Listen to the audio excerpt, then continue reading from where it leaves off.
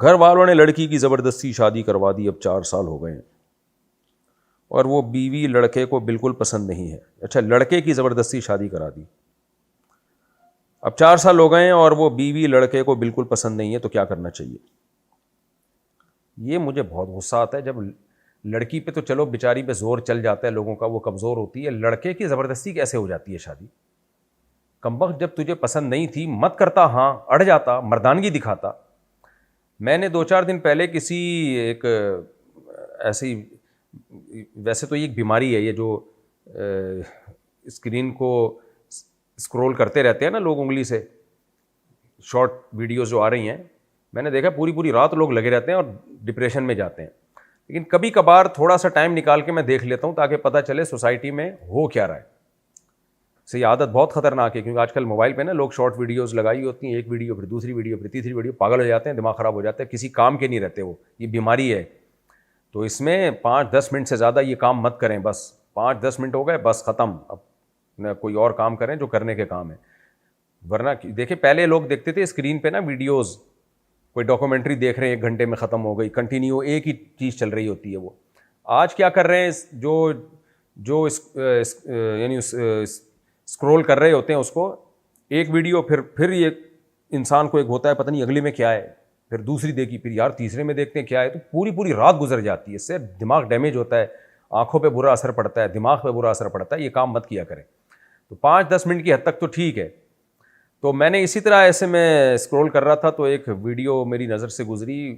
وہ صاحب کہہ رہے تھے کہ یہ جو ماں اپنے بچے کو ہر وقت اپنے سینے سے لگا کے رکھتی ہیں، مائیں بڑے بھی ہو جاتے ہیں تو اپنے ساتھ سلاتی ہیں، یہ مائیں اتنا ظلم کرتی ہیں اپنے بیٹوں پہ کہ یہ آنے والی بہوؤں پہ بھی ظلم کرتی ہیں. پھر کیوں ظلم کرتی ہیں؟ اس لیے کہ بیٹے کو ایسا غلام بنا لیتی ہیں کہ وہ کمبخت اپنی بیوی کو بھی اس کے حقوق دینے سے پہلے نا اپنی ماں سے پوچھ رہا ہوتا ہے. یعنی اپنی بیوی کو بھی اس کے جائز حقوق نہیں دے رہا ہوتا، وہ اتنا ڈرتا ہے ماں سے. بیگم کہتی ہے بھائی یہ میرا ذات حق ہے، مجھے دو، امی سے پوچھوں گا. بھائی یہ فلاں جگہ آپ کا نکاح کرنا چاہ رہے ہیں ہم، اچھا رشتہ ہے، امی سے پوچھوں گا. ہر چیز امی سے. تو خود کیا کرے گا؟ خود کیا کرے گا؟ تو ایسے مردوں پہ ان کی بہنیں، ان کی مائیں اتنی حاوی ہوتی ہیں کہ پھر وہ آنے والی لڑکی پہ ظلم کرنا شروع کر دیتے ہیں. مرد کو اللہ نے مرد اس لیے بنایا ہے کہ وہ ہر جگہ اسٹینڈ لے سکے. بھائی یہ ماں کے حدود، ماں کی حقوق ہیں، اس کی یہ لمٹ ہے. یہ بیوی کے حقوق ہیں اور اس کی یہ لمٹ ہے. نہ بیوی کو اس سے آگے بڑھنے کی اجازت، نہ بہنوں کو اس سے آگے بڑھنے کی اجازت، نہ ماں کو اس سے آگے بڑھنے کی اجازت. اللہ نے عورت کو آدمی کے حوالے کیا ہے، یعنی بیوی کو مرد کے حوالے کیا ہے. اللہ کو پتا تھا مرد ہے تو یہ اس کے حقوق پورے کرے گا، اپنی ماں کے بھی پورے کرے گا، اس کے بھی پورے کرے گا، اور کسی کے دباؤ میں آ کے کسی پہ ظلم نہیں کرے گا. لیکن وہ لڑکا اگر ماں کی گود میں ہی پل پل کے بڑا ہو جائے نا، تو وہ کمبخت کسی کے حقوق پورے نہیں کرے گا. وہ آخری وقت تک امی امی ہی کہتا رہے گا. میں بیانات میں ایک واقعہ سناتا ہوں. ایک صاحب نے مجھے رشتے کا بولا ہوا تھا، اس وقت میں کرا دیا کرتا تھا، اب تو نہیں کراتا رشتے. مجھے انہوں نے بولا ہوا تھا کہ جی وہ رشتہ بتائیں. میں جو رشتہ بتاتا امی سے پوچھ کے بتاؤں گا. تو میں نے کہا بھائی تو اس قابل نہیں ہے. امی سے پوچھیں ضرور، امی ماں ہے، مشورہ لیں، لیکن فیصلہ آپ نے کرنا ہے. فیصلہ آپ نے کرنا ہے ہر چیز میں. امی پھر میں نے کہا یار تو شادی کے بعد بھی جب بیوی کسی کام کا بولے گی جو اس کا جائز حق ہے، تو کہے گا امی سے پوچھ کے بتاؤں گا. تو یہ امی نہیں ہوئی، یہ تو پاکستان کے آرمی چیف، استغفر اللہ، یہ تو بالکل چیف آف، پھر وہی میرے منہ سے غلطی سے نکلنے لگا، یہ تو امی نہیں ہوئی، یہ تو آپ کے گویا کہ سب کیا ہو گئی. اب آپ خود سوچ لیں کیا ہو گئی.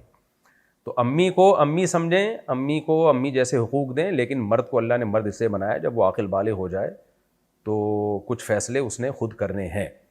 تو اس لیے یہ بہت بری حرکت ہے کہ آپ جناب وہ زبردستی شادی کرا دی اور آپ نے کر لی. اب آنے والی لڑکی پہ آپ ظلم زیادتی کر رہے ہو، وہ بھی 4 سال سے. اب آپ کی سزا یہ ہے کہ میرا تو مشورہ یہی ہے کہ بھگتو.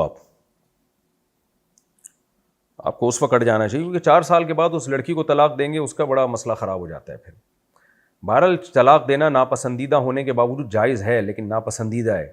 شرعی طریقے سے اگر دی جائے تو حرام نہیں ہے.